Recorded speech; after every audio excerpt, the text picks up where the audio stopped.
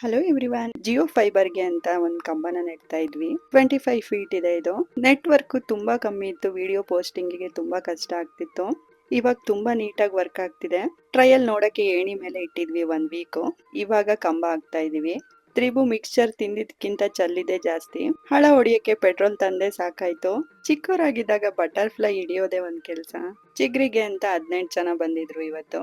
ಇಷ್ಟೊಂದ್ ಜನ ಬಂದಾಗ ಒಬ್ರು ಅದನ್ನ ನೋಡ್ಕೊಳೋದೇ ಕೆಲ್ಸ ಆಗುತ್ತೆ. ಹಳೆ ತೋಟ ಆಗಿರೋದ್ರಿಂದ ಕಾಫಿ ಗಿಡ ತುಂಬಾ ಹೈಟ್ ಇದೆ.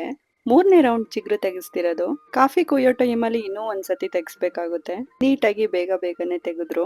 ಗೌರಿ ಹೂವ ನೀಟಾಗಿ ಅರಳಿತ್ತು. ಹಬ್ಬ ಮುಗಿದ್ ತುಂಬಾ ದಿನ ಆದ್ರೂ ಹೂವು ಅರಳ್ತಾನೆ ಇದೆ. ತ್ರಿಬುಗೆ ಅಂಗನವಾಡಿ ಫುಡ್ ಬರುತ್ತೆ, ಅದನ್ನ ಇಸ್ಕೊ ಬರೋಣ ಅಂತ ಹೋಗಿದ್ವಿ. ಇದು ಹೊಸ ಬಿಲ್ಡಿಂಗು. ಇದೆ ನಮ್ಮೂರಿನ ಅಂಗನವಾಡಿ.